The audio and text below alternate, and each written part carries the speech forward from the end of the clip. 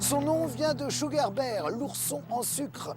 Tout un programme, un sobriquet d'enfance qui ne lui va guère. Suge Knight, c'est 120 kilos de muscles et de rage qui laisse derrière lui une myriade d'actes tous plus ultra-violents et déments les uns que les autres. Le dernier épisode en date, c'était le 29 janvier 2015. Notre petit ourson en sucre était arrêté par le LAPD pour le meurtre de l'acteur Terry Carter et la tentative de meurtre du réalisateur Clay Sloan. «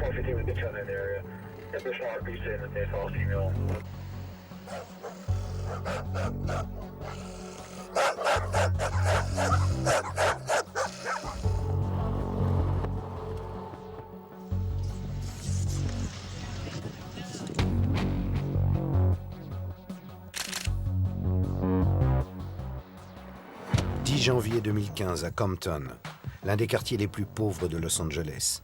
Un homme roule sur 2 personnes au volant de son énorme 4x4. Bilan, un mort, un blessé grave.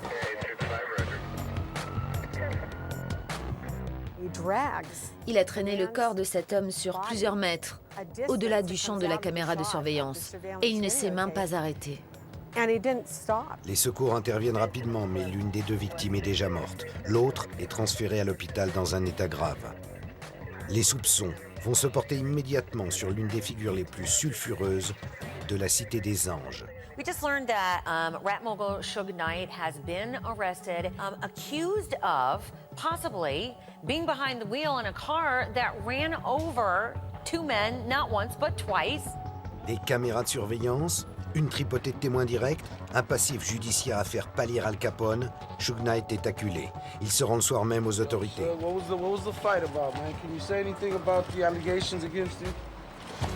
Comme un condamné à mort qui accède à sa dernière volonté, il fume un ultime cigare avant d'affronter la justice.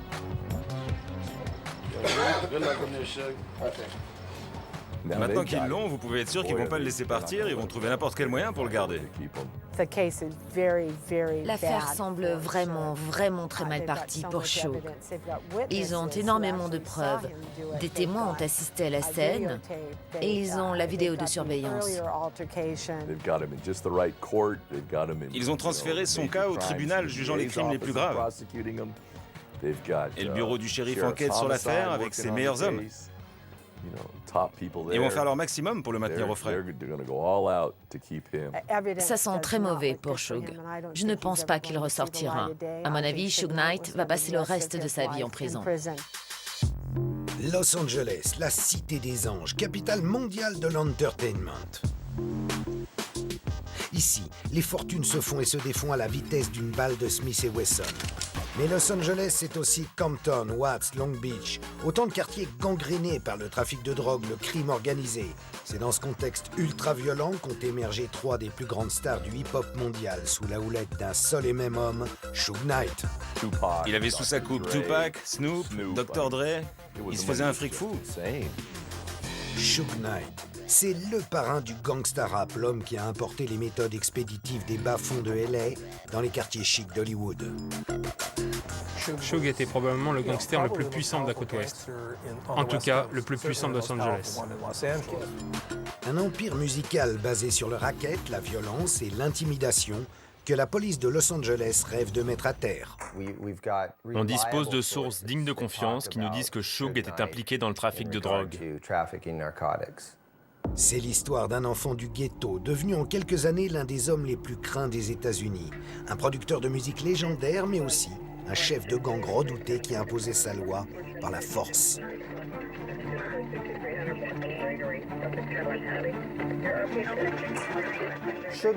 Suge était obligé de s'impliquer personnellement dans certaines activités criminelles, car sinon, il aurait perdu sa crédibilité. Les gens avaient peur de Suge Knight. Je pense que les gens ont toujours peur de lui. Et peut-être pour de bonnes raisons, vous savez. Personnellement, je n'ai jamais eu de problème avec lui, mais il semble qu'il sait se faire des amis partout où il passe. Enfin, peut-être pas vraiment le genre d'ami que vous voudriez avoir. Des avocats de la mafia italienne comme associés? Pendant les réunions, il était toujours là, parlait à l'oreille de Suge, il était présent en permanence. Des membres des gangs parmi les plus dangereux au monde pour armée privée. La musique, la violence, les filles, le business, la drogue, l'argent.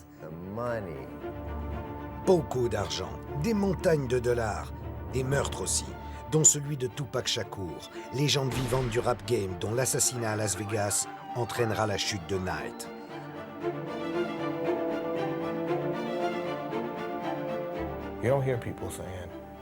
Vous n'entendez personne dire « c'est injuste ce qui lui arrive », mais vous entendez beaucoup de gens dire « ça lui pendait au nez ».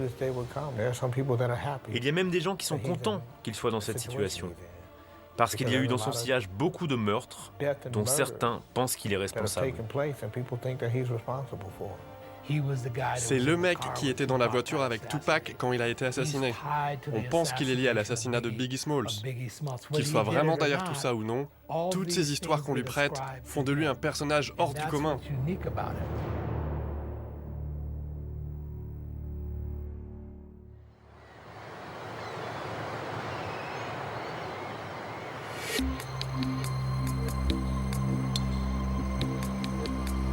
Juin 2015. Nous partons pour Compton, à 20 km du centre-ville de Los Angeles. J'ai rendez-vous avec O.G. Daddy V, un ami d'enfance de Suge et des deux victimes. Je le retrouve sur le lieu du drame. 6 mois ont passé et la vidéo de l'affaire a fait le tour du monde. Et O.G. se demande encore comment 3 personnes qui se connaissaient depuis toujours ont pu en arriver là.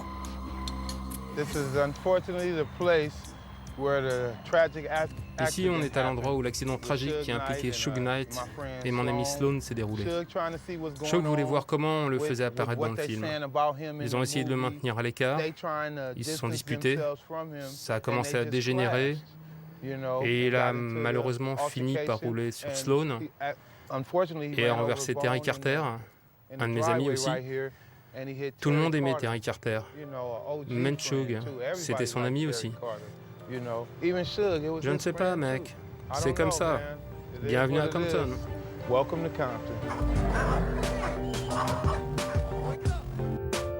Compton, l'une des zones les plus craignos de Los Angeles, là où l'histoire de Suge commence et là où elle pourrait se terminer. C'est au milieu des dealers et des laissés pour compte que Suge passe son adolescence dans les années 80. À cette époque, Compton est le berceau des Bloods et des Crips, 2 gangs rivaux qui font régner la terreur et installent un climat de guérilla urbaine, faisant de la ville la capitale américaine du meurtre. C'est dans cette maison que Suge Knight passe une enfance plutôt protégée dans une famille de classe moyenne. Il va au collège, joue au football américain à un haut niveau.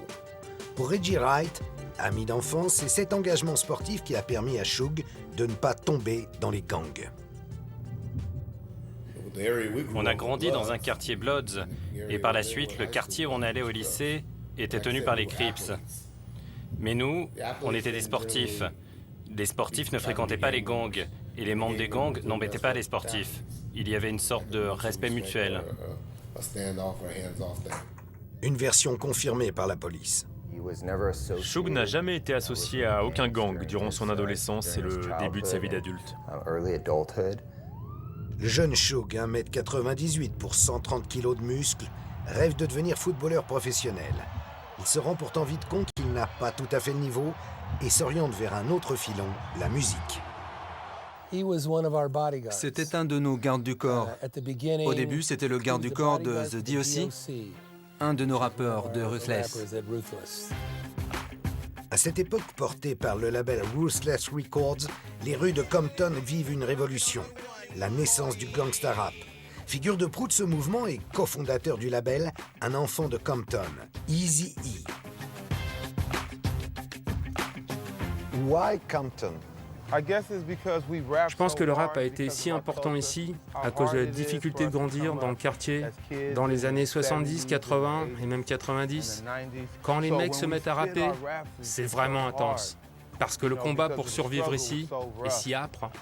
Compton est un petit quartier avec beaucoup de gangs qui luttent pour leur territoire. Ancien trafiquant de drogue, Eazy s'est servi des bénéfices engrangés en dealant pour fonder avec Jerry Heller, un magnat de l'industrie musicale, la maison de disques Ruthless Records. Compton regorge alors de jeunes bourrés de talent. Eazy repère la crème de la crème. Ice Cube, The D.O.C. et un certain Dr. Dre. et les met sous contrat chez Ruthless pour fonder NWA, le collectif mythique qui s'autoproclame alors groupe le plus dangereux de la planète. NWA vend des millions d'albums et fait la fortune des deux patrons du label. Les tensions ne tardent pourtant pas à émerger, certains membres du groupe accusant Eazy de ne pas leur reverser suffisamment d'argent. Garde du corps chez Ruthless, Suge observe, enregistre et apprend. Il était toujours souriant, amical, un mec sympa, quoi. Affable en surface, le Suge, mais en sous-main, il rêve déjà de détrôner Jerry Heller et Eazy en montant son propre label. Et c'est en 1990 qu'une rencontre va lui donner l'occasion de mettre un pied dans le business.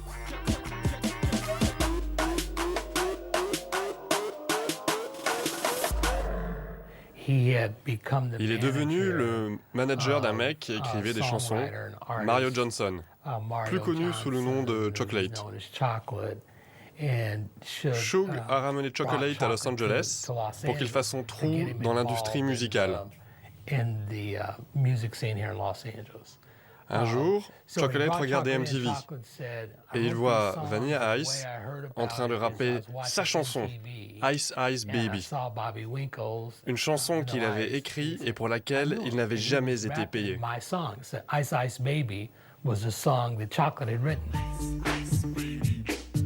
Et pas n'importe quelle chanson. Avec 11 millions d'exemplaires vendus, Ice Ice Baby est le plus gros tube de l'époque et rapporte à son interprète des millions de dollars. Un pactole sur lequel Suge fonce tête baissée.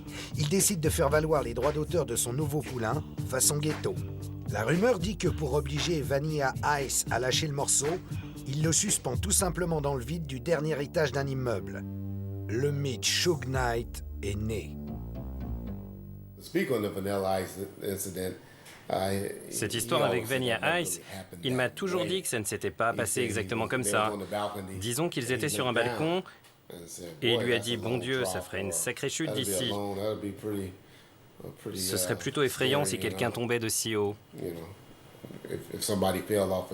Je ne sais pas s'il a suspendu par-dessus un balcon ou pas. Mais ce que je sais, c'est qu'on a fini par signer un arrangement avec Sony et Capitol concernant les droits d'auteur. Ils avaient d'abord refusé de payer, alors on avait engagé une procédure judiciaire et ils ont fini par accepter de régler ces droits d'auteur. Ce n'est pas parce que Vanilla Ice a été intimidé qu'on a eu gain de cause, mais parce qu'on les a menacés d'un procès. Il y a donc les faits et la légende. Suge décide quant à lui de mettre à profit la seconde. Vous savez, c'est une de ces légendes urbaines, et il faut bien dire que ça a aidé Suge à construire sa réputation de dur à cuire. L'aura de terreur qui entoure Suge, son habileté certaine à recouvrir les dettes, se répand comme une traînée de poudre dans la ville et ne tarde pas à tomber dans l'oreille d'un autre artiste mécontent de son sort. À peine un mois après cette histoire, Suge est revenu me voir et m'a dit qu'il avait un nouveau client qui n'était pas payé non plus. Il s'est avéré que c'était Dr. Dre. Suge essayait de convaincre Dre qu'il devrait demander plus d'argent et de pouvoir pour devenir un des copropriétaires de la maison de disques. Je pense que s'ils avaient mieux traité Dre, les choses seraient restées cool. Ce n'était pas mes affaires, mais je suis sûr que s'ils lui avaient offert un meilleur deal, il serait resté. Eazy-E est bien l'homme qui a initié Ruthless.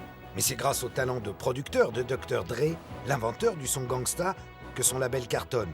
De NWA à The DOC, en passant par Michele et JJ Fad, chaque album produit par Dre dépasse le million d'exemplaires. Il me parlait de tous ces disques à succès et je lui disais « Et tu n'as pas été payé ?» Il disait « Non, on a créé cette compagnie avec Eazy et on devait être associés. Eazy devait s'occuper du côté business, moi du côté créatif. Et en un rien de temps, Eazy et Jerry Heller se sont associés et moi je me suis retrouvé sur la touche. » Cela fait des mois que Dre ronge son frein. Il n'estime ne toucher que des cacahuètes sur les succès de Ruthless. Suge n'a donc aucun mal à le persuader de quitter le label. Ne reste qu'un petit détail à régler. Rompre les contrats liant Dre à Eazy-E. Et à Compton, ce n'est pas vraiment autour d'une table qu'on négocie.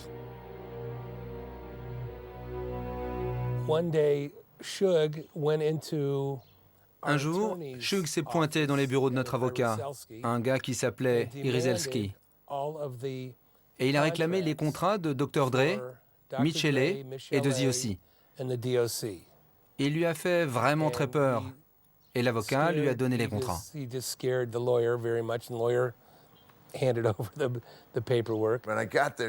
Quand je suis arrivé, Dre était là et disait « Oh bordel, Irie s'est pissé dessus ». Irie était un des avocats. Ils étaient allés dans son bureau, lui avaient braqué un flingue sur la tête pour qu'il leur donne des contrats. Et il s'était pissé dessus de peur, je crois. C'était une période plutôt brutale. J'étais dans mon bureau quand tout cela est arrivé. Et Shug m'a également menacé. Pourtant, on était amis. Enfin, au début en tout cas. Il s'est introduit dans mon bureau, il a fermé la porte, il avait un flingue dans son pantalon. Et il a commencé à me menacer, à dire que j'avais manqué de respect à Dre et à Michele, ce qui était complètement faux, bien sûr.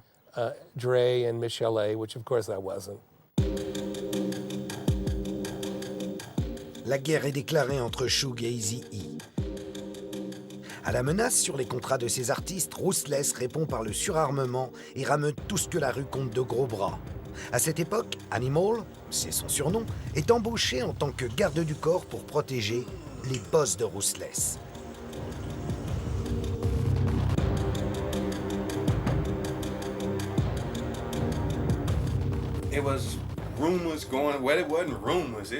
Il y avait des rumeurs qui couraient.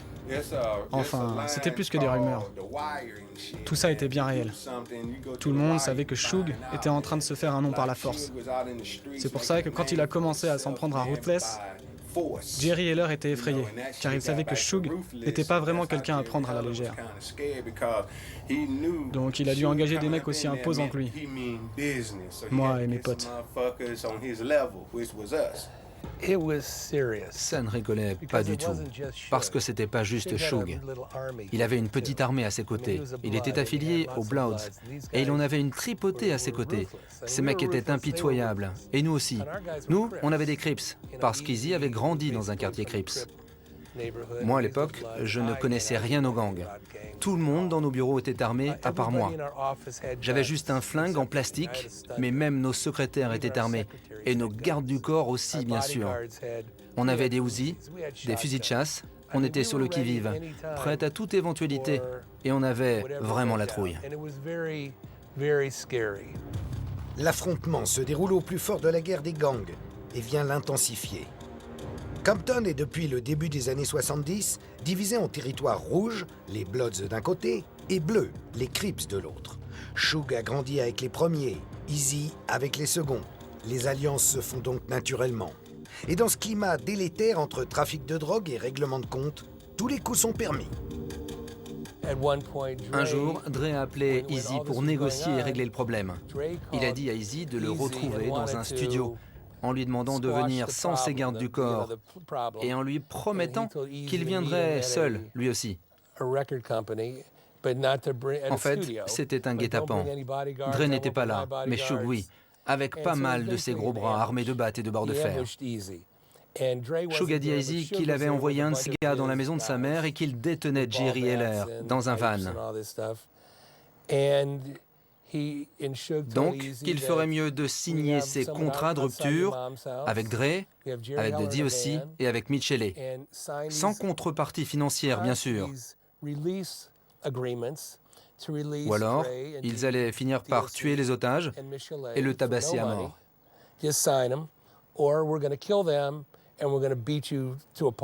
Eazy m'a dit qu'il n'avait pas peur, mais qu'entouré de mecs armés de battes, n'importe qui aurait fini par signer. C'était pas beau à voir. C'était violent, et il y a eu des tensions pendant longtemps. On avait peur que des hommes de main de Shug débarquent à nouveau dans les studios de Ruthless ou ailleurs. C'était une époque plutôt dangereuse.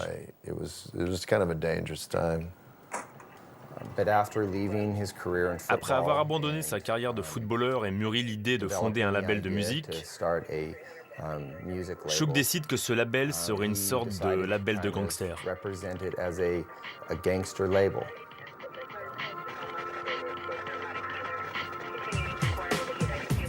Shug a désormais l'appui des Bloods. Il est parvenu à exfiltrer l'artiste majeur de Ruthless. Il ne lui manque qu'une chose pour monter son label, de l'argent. Et c'est grâce à l'entregent d'un avocat un peu spécial que les choses vont se décanter. David Kenner était un avocat criminel un peu extravagant, qui avait défendu de nombreux types dont on savait qu'ils étaient des trafiquants de drogue. À Los Angeles, les trafiquants de drogue, c'est pas ça qui manque. Et à milieu des petits guetteurs de rue, une poignée d'entre eux sont devenus de vrais nababs de la poudre. The story of a man who tried to murder his best friend. At the same time, he was attempting to win his way into Beverly Hills acceptance. This is Michael Harris, a man drug agents describe as a major cocaine trafficker. At the young age of 26, he had already made millions of dollars. These are his roots, the streets of South Central Los Angeles, where he started pushing dope on street corners and hung with a blood street gang called the Bounty Hunters. In the drug world, he is known as Harry-O. Harry-O est le plus puissant de ses parrains de la coke. Et ça tombe bien, son avocat s'appelle David Kenner. Michael Harris, Dave Kenner. Le lien entre Michael Harris, David Kenner et Suge Knight est le suivant. David Kenner était l'avocat criminel de Michael Harris. Il se battait pour le faire sortir de prison. Mais David Kenner voulait aussi mettre un pied dans le monde du spectacle, à cause du côté glamour de la chose. Et donc David Kenner a fait l'intermédiaire entre Suge Knight et Michael Harris. Le problème éternel d'un dealer de drogue, c'est de blanchir son argent. Et la solution d'Harry-O en la matière, c'est d'investir dans le showbiz. Déjà producteur de shows à Broadway, non sans talent, puisque c'est lui qui lance la carrière d'un certain Denzel Washington, il décide de diversifier ses activités en se lançant dans la musique. Le véritable lancement du label s'est fait grâce à un dénommé Michael Harry-O Harris, connu pour être un des plus célèbres trafiquants de drogue de Los Angeles. Michael Harris représentait le cash, et le cash était juste ce dont ils avaient besoin pour lancer Death Row Records. Un avocat fricotant avec des dealers, un baron de la coke devant blanchir son argent, un apprenti producteur en mal de cash. C'est le combo parfait pour lancer le label spécialisé dans le gangsta rap, avec un nom mitonné aux petits oignons, Death Row Records. Littéralement le couloir de la mort, celui qu'empruntent les condamnés à la chaise électrique. La plupart des gens qu'on connaissait étaient dans le couloir de la mort, ou étaient en prison, ou avaient des problèmes avec la loi. Donc c'était juste un nom parfait pour nous. Sitôt le label monté, Dr. Dre rentre en studio pour enregistrer son premier disque. Dans l'euphorie générale, les locaux sont envahis par un mélange hétéroclite de rappeurs de quartier et de bad boys fumeurs de weed. Et dès le premier jour, Suge décide de marquer son territoire en posant les bases de sa conception très personnelle du management.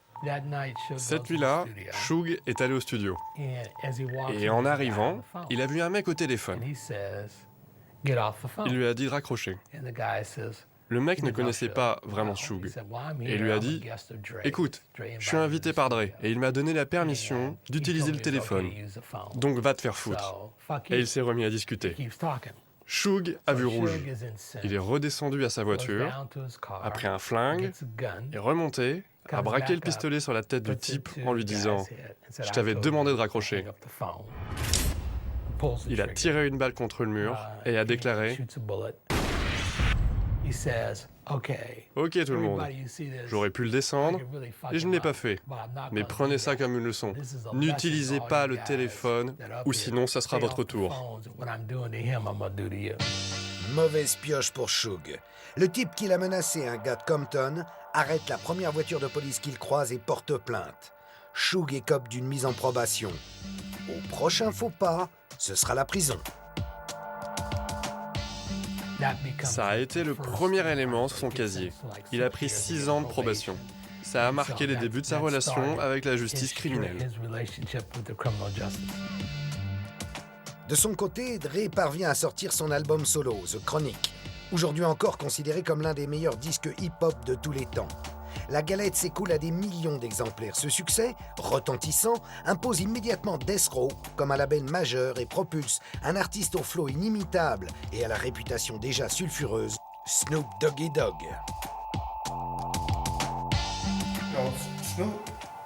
Snoop était affilié au gang. Est-ce que c'était un criminel endurci? Je ne sais pas. Mais en avait-il autour de lui? Certainement. Et à un moment, vous savez, vous devenez coupable par association. Votre affiliation peut vous attirer un tas de problèmes. Et les ennuis ne tardent pas à tomber sur Snoop Dogg. Quelques mois après la sortie de The Chronic, et alors qu'il prépare son album solo, il est impliqué dans un règlement de compte entre gangs rivaux, lors duquel son garde du corps abat un homme. Mais la chance pour Snoop, c'est qu'il a signé chez Death Row, et qu'à Death Row, à l'image de la mafia, on n'hésite pas à se payer les meilleurs avocats. Même à l'époque où il se faisait des millions de dollars, il dépensait des millions de dollars aussi, juste pour rester en liberté. Grâce à l'entremise du fameux David Kenner, l'avocat associé de Suge, Snoop ressort libre comme l'air et peut s'atteler à l'enregistrement de son album solo, Doggy Style, dont la traduction exacte serait « le vrai » en bon français. Coup de génie marketing de Suge, il utilise l'affaire du meurtre de Snoop comme campagne de communication, sulfureuse s'il en est, pour vendre le disque et asseoir la street credibility de Death Row. Avec Suge, le crime devient vendeur. Il a été vraiment malin. Il a obtenu 4 disques de platine juste avec la chanson Murder Was the Case.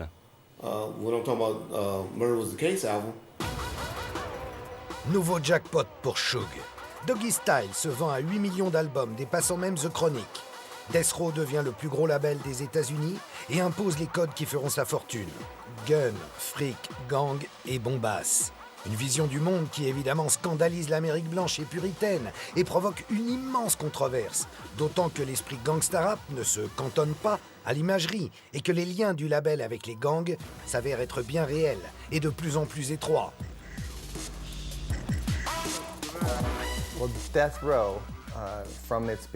Depuis son commencement, Death Row était lié au gang des Bloods, et plus particulièrement à la section des Mob Pyro. Mais Suge Knight n'était pas un membre des gangs à la base. Mais au fur et à mesure, il est devenu de plus en plus représentatif de ce gang. Pour Suge, l'affiliation au gang est un moyen de vendre des disques, en surfant sur la fascination pour les voyous. Il voulait garder contact avec la rue.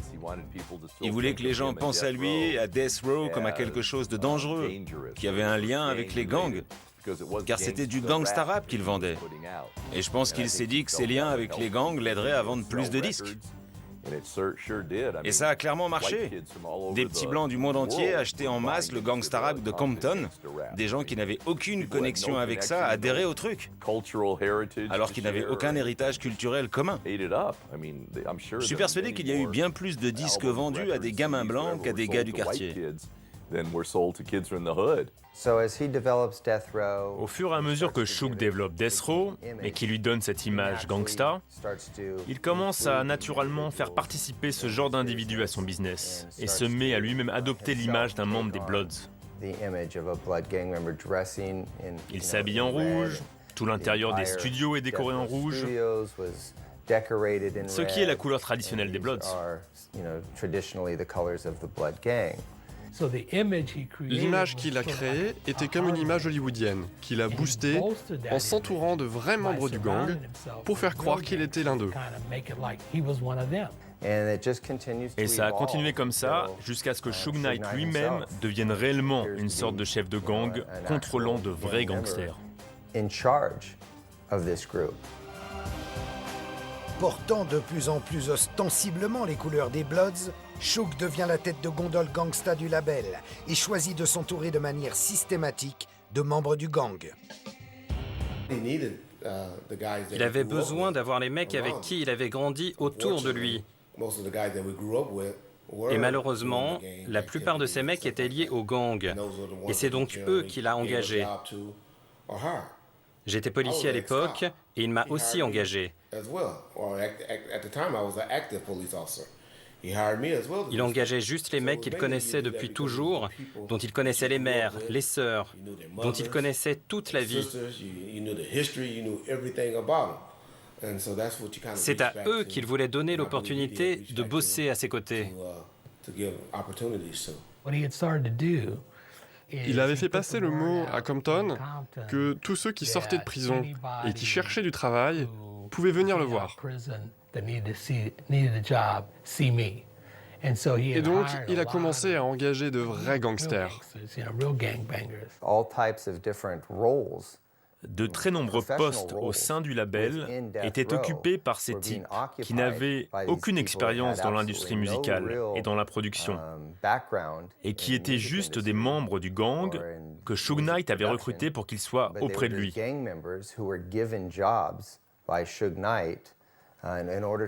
Il faisait ça dans le but de maintenir cette atmosphère de peur, une atmosphère qui lui permettait de faire tout ce qu'il voulait sans que personne ne bronche jamais.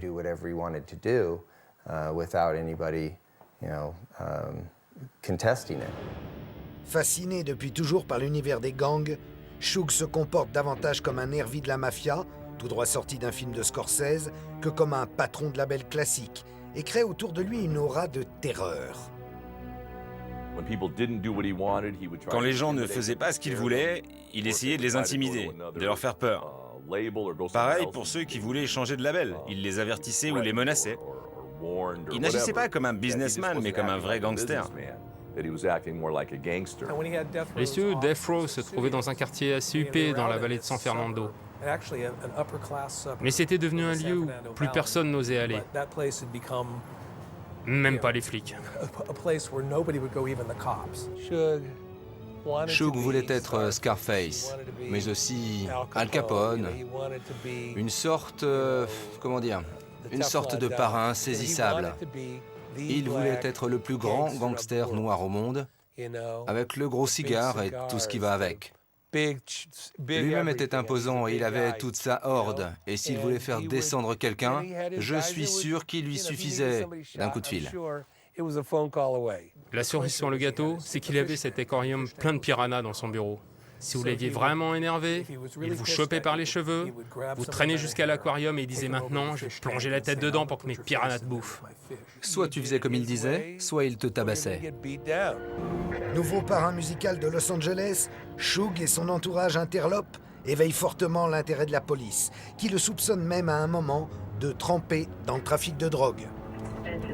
Être directement impliqué dans le trafic de drogue était contre-productif pour Suge Knight, mais les individus qui l'entouraient continuaient à dealer de la drogue. Pas spécialement pour Death Row, mais parce que c'était ce qu'ils avaient toujours fait.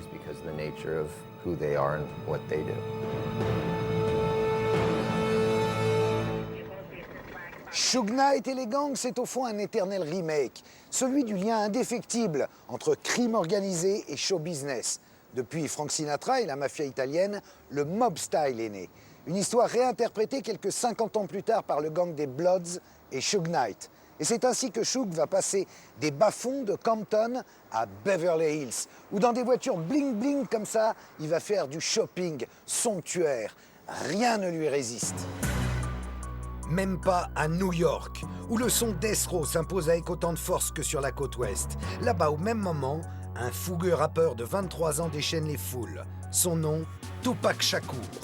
Issu d'une famille ayant milité dans les rangs des Black Panthers, il doit son succès à des textes provocateurs. Son seul concurrent dans la grosse pomme a pour nom Biggie Smalls. Au départ, les deux sont copains, et c'est même Tupac qui aide Biggie à démarrer. Money holes and clothes, blunt smoke coming out the nose is all a nigga knows, flipping on foes, putting tags on toes, watching the stash grow, clocking the cash flow. The neighborhood grave digger getting paid. Mais le 30 novembre 1994, l'histoire dérape méchamment. Tupac est agressé dans un studio new-yorkais et reçoit 5 balles dans le corps. Une tentative de meurtre dont il tient Biggie et son manager Puff Daddy pour responsables. Dans la foulée, Tupac est incarcéré pour 1 an et demi pour une histoire d'abus sexuel. Flairant l'énorme potentiel commercial de Tupac, Suge lui propose alors de l'aider à sortir de prison s'il vient travailler dans son écurie et lui promet d'assurer sa protection. Tupac accepte Et Suge débourse $1 400 000 pour payer sa caution. Il a désormais sous sa coupe les 3 plus grands artistes rap de l'époque. Plus rien ne semble pouvoir l'arrêter.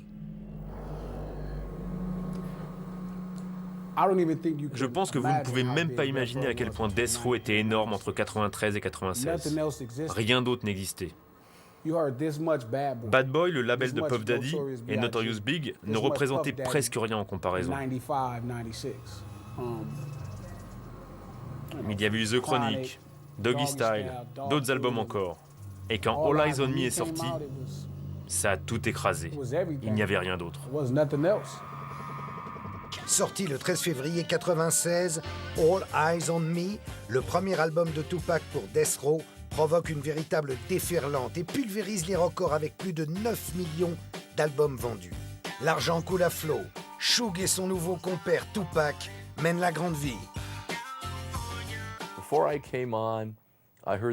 Ils se faisaient tellement de millions de dollars par semaine qu'ils ne savaient plus quoi faire du fric.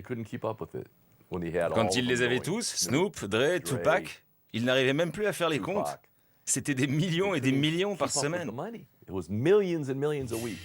Malgré ce succès insolent, l'association entre Tupac et Suge tient de la recette de la nitroglycérine.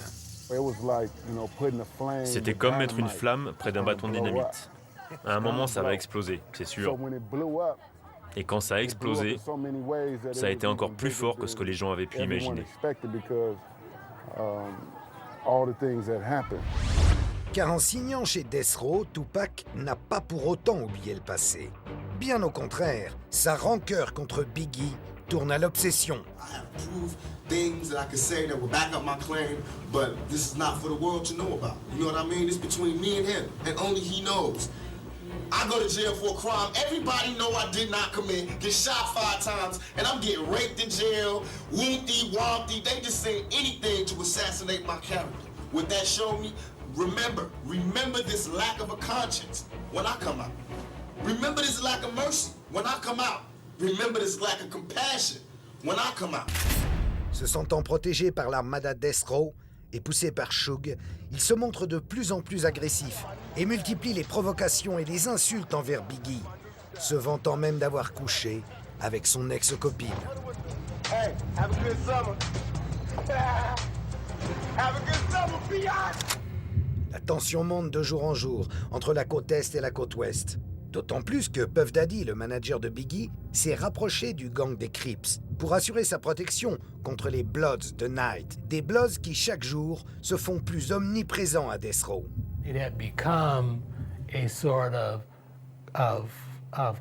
C'était devenu une sorte de culture du gangstérisme. Ils venaient tous armés dans les studios. Beaucoup d'employés se faisaient maltraiter.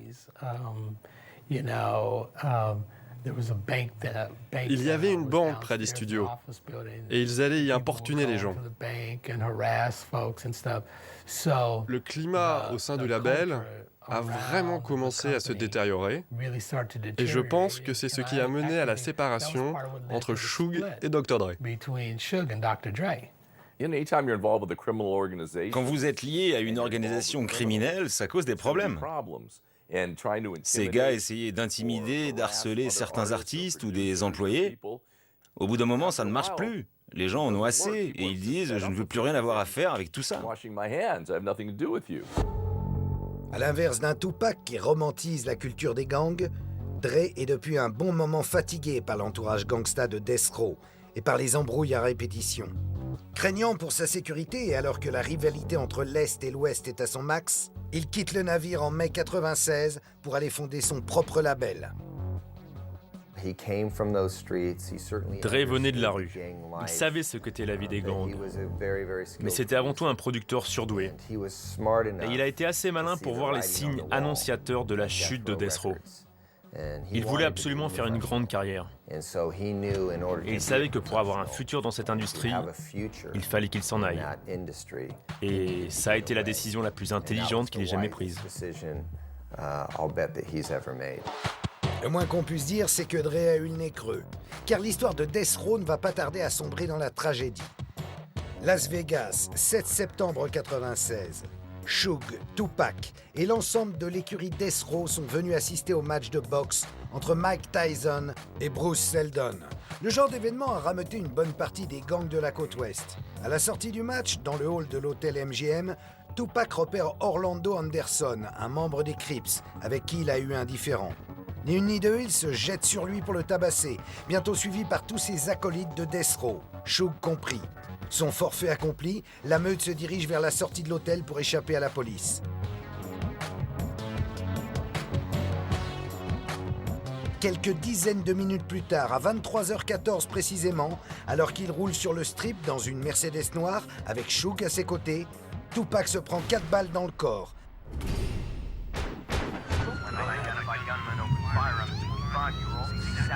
Il décédera de ses blessures le lendemain, à l'âge de 25 ans.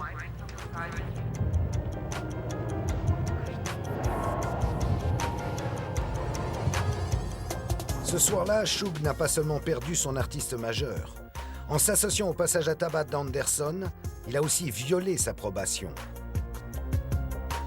Un acte inconsidéré, sans doute accompli avant tout pour maintenir son statut de terreur.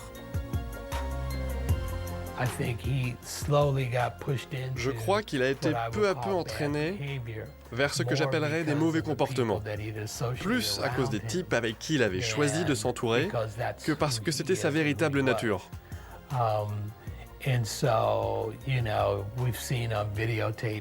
Concernant ce qui s'est passé à Las Vegas, si vous regardez bien la vidéo de surveillance, tout le monde tape de bon cœur, mais Suge donne juste quelques petits coups de pied pour la forme.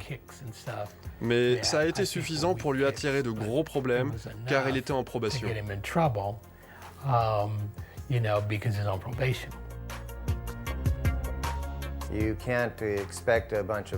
Vous ne pouvez pas espérer qu'une bande de types qui sont des gangsters aguerris vous obéissent au doigt et à l'œil, comme des petits chiens, si vous ne vous salissez pas les mains, vous aussi de temps en temps. Il faut se jeter dans la bagarre parfois. C'est le seul moyen d'obtenir leur respect.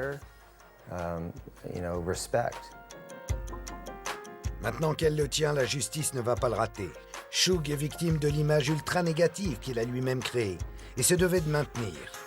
Kenner a beau déployer tout son attirail juridique et ses plus beaux effets de manche, Knight est condamné à 9 ans de prison. Le début de la fin pour Death Row.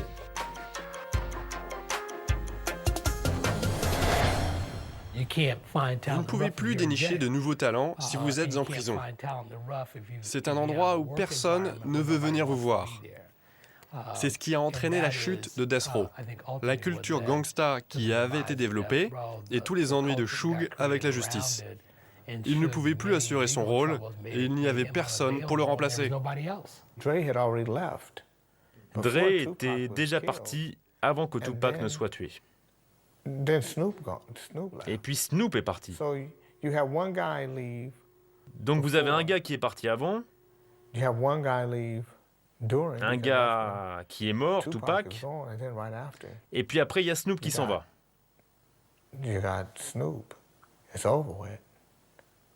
Parce que plus personne ne voulait être impliqué dans ce désastre.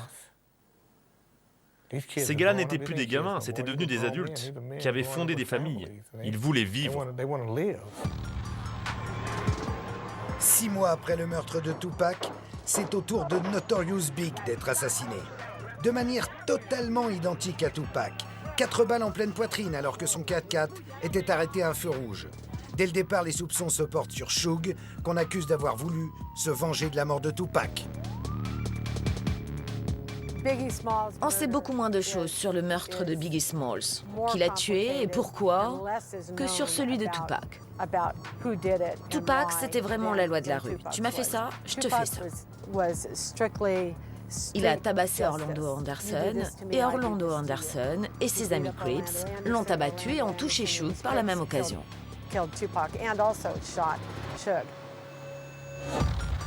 Suge lui-même a été blessé à la tête lors de la fusillade de Las Vegas. Une raison supplémentaire qui aurait pu le pousser à ordonner l'assassinat de Biggie. Un règlement de compte que ses liens étroits avec les Bloods auraient mis à sa portée, même s'il était en prison au moment des faits. Il n'y a pas d'éléments prouvant qu'il l'ait fait, ni qu'il ne l'ait pas fait. Mais beaucoup de gens pensent que Suge est d'une manière ou d'une autre impliqué dans la mort de Biggie Smalls. Un sentiment largement partagé par Greg Keding, le flic qui a repris l'enquête sur le meurtre de Biggie et de Tupac dans les années 2000. Pour lui, Suge se serait enflammé à cause d'infos erronées impliquant Biggie dans la mort de Tupac. Suite à la mort de Tupac et au fait qu'il ait été touché à la tête ce soir-là, Suge Knight a été foudrage. Pas seulement parce qu'il avait perdu son artiste numéro 1, mais aussi parce que c'était un de ses amis proches et qu'il avait été lui-même blessé. Et à ce moment-là, des rumeurs ont alors commencé à circuler selon lesquelles Biggie était à Las Vegas ce soir-là et que c'est lui qui avait engagé ses membres des Crips et qu'il avait même fourni le pistolet du meurtre. Ce n'était que des rumeurs de rue, complètement fausses, mais ce sont les informations sur lesquelles Suge s'est basé quand il a décidé de se venger et de faire tuer Biggie. Suite à cette nuit fatale de Las Vegas, Suge passera 5 ans derrière les barreaux. À sa sortie en 2002, il n'est plus que l'ombre de lui-même. Plus d'argent, plus d'amis, plus d'appui dans l'industrie musicale. Les années qui suivent sont une longue descente aux enfers pour le pape du gangsta rap. Il était de plus en plus aux abois. Et dans le but de survivre, il a commencé à sortir et à faire pression sur des gens pour qu'ils lui donnent de l'argent. C'était de la pure extorsion. Et ça a donné lieu à des bagarres. Il y a eu plusieurs fois où il s'est fait sérieusement remettre à sa place. On lui a tiré dans la mâchoire en Arizona. Il s'est aussi fait mettre KO dans un club de Los Angeles.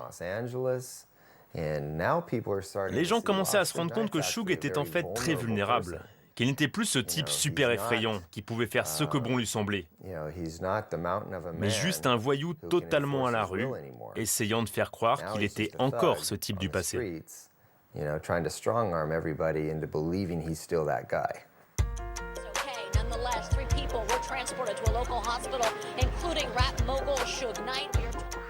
Pendant que celui qui fut l'homme le plus craint de LA se fait mettre à l'amende par des petites frappes, Dr. Dre n'a pas perdu son temps. Après avoir produit certains des rappeurs les plus importants des années 2000, comme Eminem, il a capitalisé sur sa notoriété pour monter une marque de casque audio qui fait de lui l'un des hommes les plus riches de l'industrie musicale.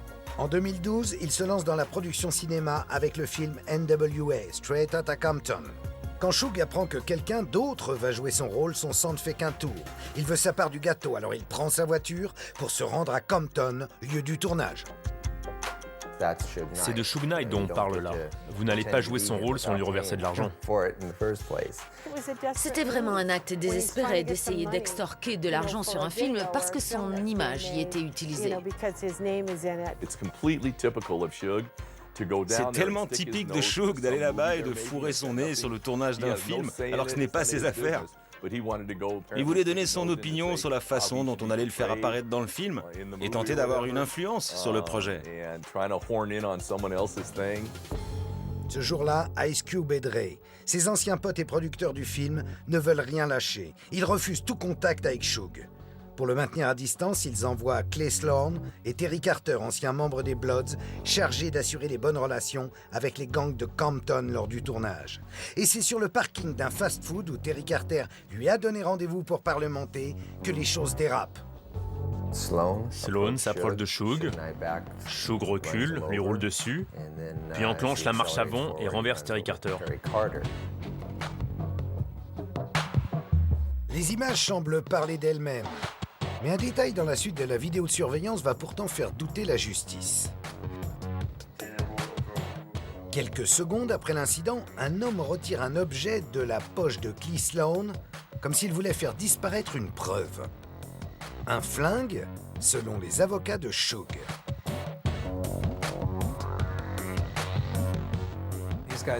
Ces mecs étaient armés. Et l'un d'entre eux les dégainé quand Suge lui a roulé dessus pour se protéger. Qu'il roule intentionnellement sur quelqu'un, j'ai un peu de mal à avaler ça. C'est pas son style. Je ne sais pas exactement ce qui s'est passé, mais apparemment une des victimes avait un flingue et menaçait Suge. Il a voulu s'enfuir et a paniqué. Ils lui ont tendu un piège. Ils voulaient l'amener à se battre parce qu'il était en probation et que cela l'aurait reconduit direct en prison. Malgré le caractère accablant de la vidéo, il se pourrait donc bien que Shug ait été victime d'un guet-apens et ait avant tout cherché à sauver sa vie. And on the video, Judge, there's no question about this. Mr. Knight was attacked. Shug a donc décidé de vendre chèrement sa peau.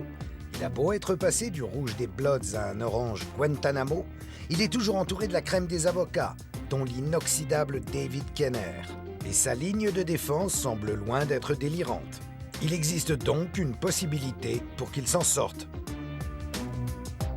Je pense que la fin de l'histoire de Shug n'est pas encore écrite. Ça ne m'étonnerait pas qu'il s'en sorte. Il a énormément de chance. Il est comme les chats, il a plusieurs vies. Il a fait plein de mauvaises choses et pourtant il s'en est sorti et a continué à avancer.